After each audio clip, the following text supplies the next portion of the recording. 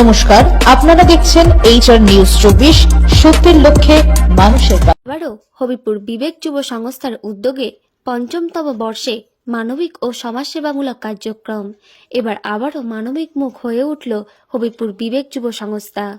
হবিপুর সহ পার্শ্ববর্তী এলাকার বসবাসকারী বিভিন্ন অসহায় ও আর্থিক দিক দিয়ে পিছিয়ে পড়া মানুষদের নতুন কম্বল তুলে দেওয়া হলো। এদিন হবিপুর পুরাতন বাজার শীতলাতলায়। এদিন বিবেক যুব সংস্থার সদস্য প্রসঞ্জিৎ দাম, শুভঙ্কর পাল, রাহুল সাধু ও বিশু যাদব ও অন্যান্য সকল সদস্যদের উপস্থিতির মধ্যে দিয়ে অসহায় মানুষদের হাতে তারা নিজে কম্বল তুলে দিলেন। অসহায় মানুষগুলো প্রবল ঠান্ডায় কষ্ট পাচ্ছিলেন। সেই পরিস্থিতিকে মাথায় রেখে হবিপুর বিবেক যুব সংস্থার এই উদ্যোগ।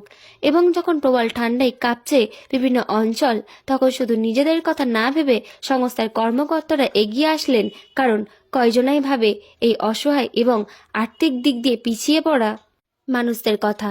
আর কেউ ভাবলেও হয়তো সামর্থ্য মতো পাশে থাকার চেষ্টা করেও পারে না। যেই অসহায় এবং দরিদ্র মানুষ কম্বলগুলো পেলেন, তারা দাবি করেছেন যে এর আগে অনেকে কম্বল দিল, এত ভালো ব্যবহার পেয়ে তারা খুবই খুশি। আর তারা আরও বলেন যে তারা এই শীতের থেকে কিছুটা কষ্টের হাত থেকে বাঁচবে এই কম্বলগুলো পাওয়াতে। বিবেক যুব সংস্থা থেকে আগেও বিভিন্ন সমাজসেবামূলক কার্যক্রমের উদ্যোগ নেওয়া হয়েছে, দেখেছি বেশ কয়েকবার, এবং প্রতি বছরের ন্যায় এই বছরও তাদের পঞ্চমতম বর্ষে অসহায় ও দরিদ্র মানুষের পাশে দাঁড়ানো উচিত বলে মনে হয়েছে। সংস্থার কর্মকর্তারা জানান, আমরা প্রতিনিয়ত রাস্তাঘাটে বা বিভিন্ন গ্রাম এলাকায় অনেক মানুষদের দেখি যারা খুবই অসহায়, তাদের নুন আনতে পান্তা ফুরায়। এমন অবস্থা এখনো আছে অনেক গ্রাম অঞ্চলের বাড়িতে। তাদের বর্তমান পরিস্থিতি দেখে আমাদেরও খারাপ লাগে।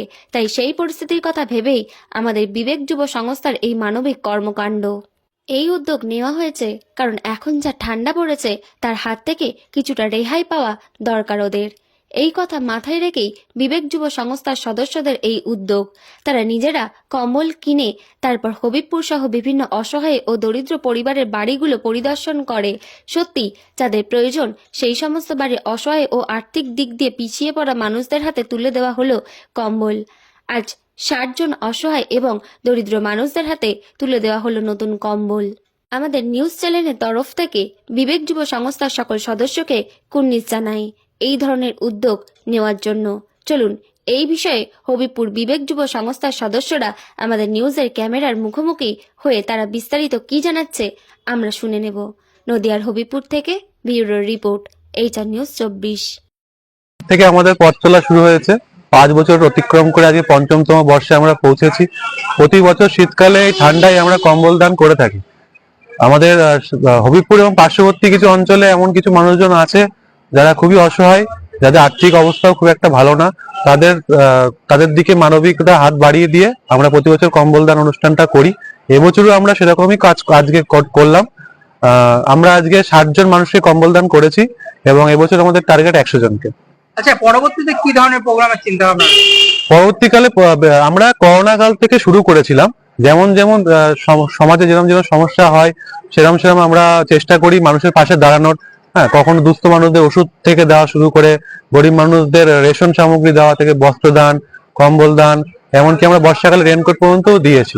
তো আগামী দিনে যেমন যেমন সমাজে যেরকম যেরকম সমস্যার সম্মুখীন আমাদের হতে হবে, আমরা সেগুলো সবকিছুর চেষ্টা করবো সেগুলোর পাশে দাঁড়ানো। আচ্ছা, আজকে মূলত কাদেরকে তুলে দিলে কম্বলগুলো? আমরা আজকে মূলত হবিবপুর এবং পার্শ্ববর্তী অঞ্চলে আমরা একটা সার্ভে করেছিলাম, করে যে কজন মানুষকে আমরা আজকে পেয়েছি 60 জন মানুষকে আপাতত আজকে দেওয়া হলো, যাদের খুবই সত্যিই দরকার। কারণ এখন অনেক সংস্থা থেকেই কম্বল দিয়ে থাকে স্টেশন চত্বরে বা অন্যান্য জায়গায়, কিন্তু অনেকেই পান না। পেলেও হয়তো পৌঁছনে করলাম। কারণ দেখুন, অ্যাকচুয়ালি যারা NGO চালায় বা যারা এই সংস্থাগুলো চালায় তারা স্টেশন বা বড় জায়গায় কিন্তু পৌঁছে যায়, কিন্তু গ্রামে অনেক মানুষ থাকে যারা অসহায় দরিদ্র, যাদের সত্যি দরকার, তাদের ঘরে ঘরে কিন্তু তারা পৌঁছাতে পারে না। তো আমরা এই সার্ভেটা চালিয়ে তাদেরকে আমরা আজকে পৌঁছে দিলাম কম্বলটা, কারণ তাদেরও এই শীতে একটা কম্বলের সত্যিই দরকার। আপনার নাম? আমার নাম প্রসেনজিৎ দাম। কি দায়িত্বে? আমি হবিবপুর বিবেক যুব সংস্থার প্রেসিডেন্ট।